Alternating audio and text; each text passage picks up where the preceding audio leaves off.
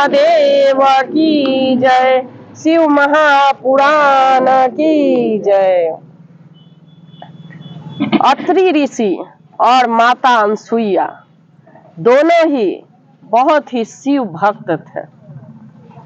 अत्रि ऋषि और माता अनसुईया बहुत ही शिव भक्त थे।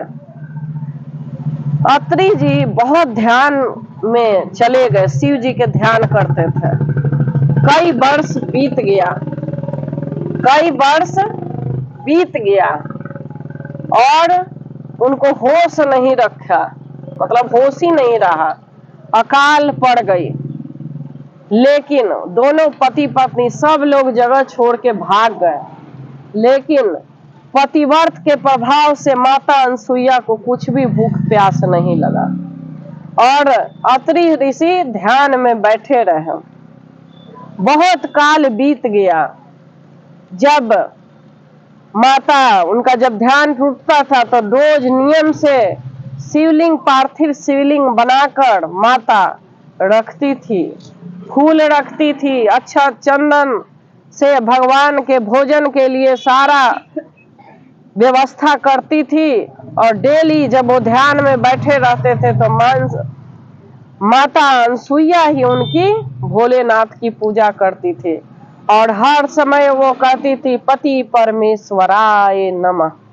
वो हर समय उनका एक ही वाणी था, जैसे मंत्र ओम नमः शिवाय हम बोलते हैं, वो कहती थी पति परमेश्वराय नमः, पति परमेश्वराय नमः। इस तरह कहकर वो जाप करती थी। कई वर्ष बीत गए, कई हजार वर्ष बीत गए। अत्रि जी आंख खोले और माता अनसुईया सेवा करके वहीं बैठी। अब जब पति नहीं खा पी रहे हैं तो पत्नी कैसे खाएगी पिएगी।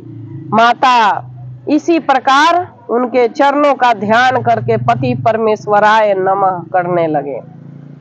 एक दिन जब अत्रि ऋषि का ध्यान टूटा तो बोले कि जल ला दो। अब उनको तो पता ही नहीं था कि इतना बड़ा अकाल पड़ा हुआ है कि कहीं कुछ एक पेड़ पौधा भी नहीं है, कि जल लाओ। तो सती अनसुईया कहने लगी, जो माता अनसुईया सोचने लगी कि मैं कहाँ से जल ले आऊं, लेकिन पति की आज्ञा अनुसार हाथ में कमंडल लेके और निकल पड़ी। काफी दूर गई, कहीं जल नहीं नजर आ रहा था। तो माता से कहती है कि हे गंगा माँ, हे गंगा माँ, हे गंगा माँ, मेरे पति बहुत प्यासे हैं, मेरे पति बहुत ही प्यासे हैं और मुझे जल लाकर दीजिए, मेरे को जल लाकर दीजिए। अब गंगा मैया प्रकट हो गई। गंगा मैया साक्षात प्रकट हो गई और एक गड्ढा खोदे। सती अनसुईया एक गड्ढा खोदी और जब गड्ढा खोदा गया तो उसमें स्वयं गंगा जी आती हैं और बोलती हैं कि मैं इसी गड्ढे में मैं प्रकट हो रही हूँ। और गंगा मैया उसी गड्ढे में माता अनसुईया के कृपा से प्रकट हो गई और गंगा जी उसी गड्ढे में आ गई और एक लोटा जल लेके माता अनसुईया चली और पति परमेश्वराय नमः करते हुए पति को जाके एक लोटा जल देती हैं। जैसे ही एक लोटा जल अत्रि जी पीते हैं, महात्मा ऋषि पीते हैं, तैसे ही कहते हैं कि ये तो गंगा जल है, यहाँ निर्जन जगह पे गंगा जल कैसे। लेकिन गंगा मैया वचन लिए थे, गंगा मैया वचन लिए थे कि आप ऋषि से ये मत कहिएगा कि मैं यहाँ विराजमान हूँ, इसी शर्त पे मैं आपको जल दूंगी कि आप नहीं बताइएगा अपने पति से कि मैं यहाँ आपको जल दिया है। तो माता कहती हैं, माता कह रही हैं कि आप चलिए स्वामी, खुद ही देखिए, हे नाथ चलिए जहां से मैं जल लाई हूं। क्योंकि पतिव्रता औरत झूठ भी नहीं बोल सकती, और माता खुद कह रही है कि आप चलिए। जब ऋषि पानी पी के और माता के साथ चलते हैं तो गड्ढे में देखते ही ऋषि कहते हैं कि ये तो गंगा माता यहाँ पर प्रकट है। गंगा मैया को नमस्कार करते हैं और कहते हैं कि आप यहाँ। तो गंगा मैया कहती हैं कि आपकी पत्नी के पतिव्रत प्रभाव से मैं यहाँ आई हूँ। यहाँ पतिव्रत प्रभाव से मैं यहाँ आई हूँ और आपके लिए जल लेके माता अनसुईया गए। तो गौतम ऋषि कहते हैं कि धन्य है अनसुईया, धन्य है अनसुईया पतिव्रता धर्म पालन के लिए।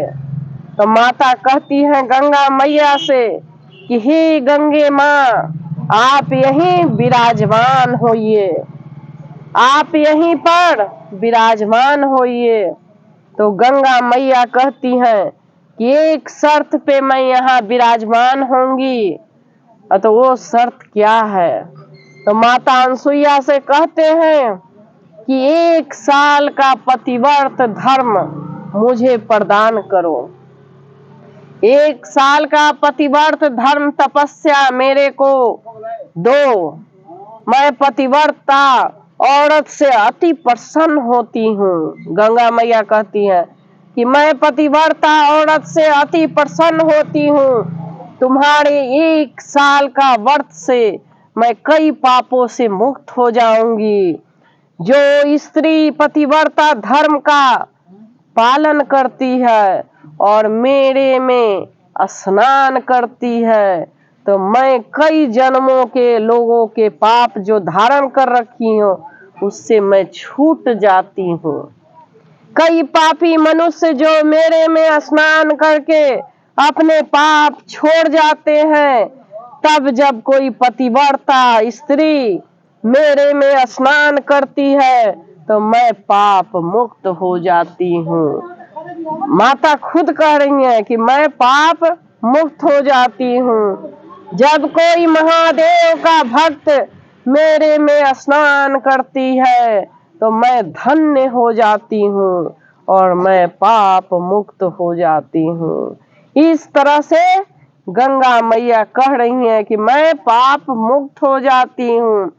मैं पतिव्रता धर्म से बहुत ही प्रसन्न होती हूँ। कई जन्मों का पाप मतलब मेरा ही कटता है। इतना उन्होंने पतिव्रता धर्म को महत्व दिया कि पतिव्रता धर्म में इतना बड़ा शक्ति है।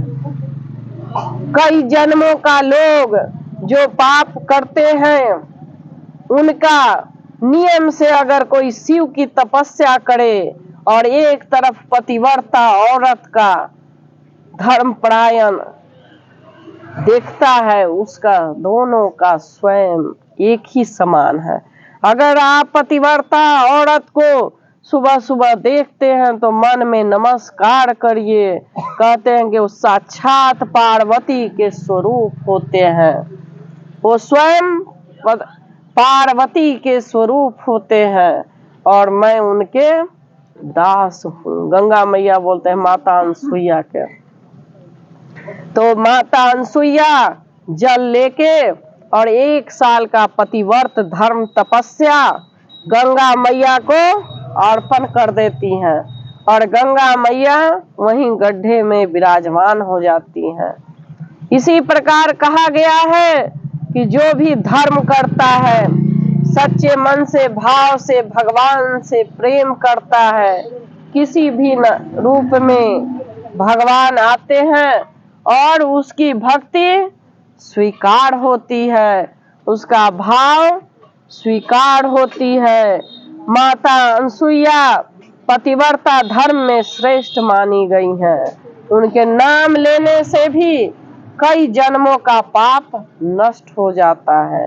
माता अनसुईया का नाम लेने से भी कई जन्मों का पाप नष्ट हो जाता है।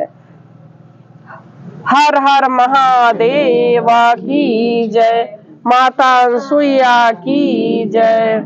इस प्रकार अत्रि ऋषि और माता अनसुईया दोनों आ गए और जब गंगा जी वहां पर विराजमान हो गए तो बीज ले आए और हर जगह बीज डलवा दिया। धान, गेहूं, चावल, जो भी मक्के, सरसों जो भी था सब जगह खेती होने लगी।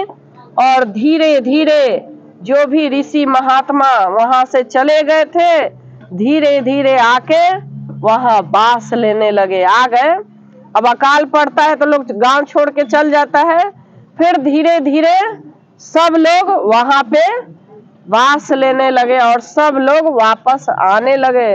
फिर वो गांव धन्य हो गया जहां अत्रि ऋषि और माता अनसुईया रहते थे।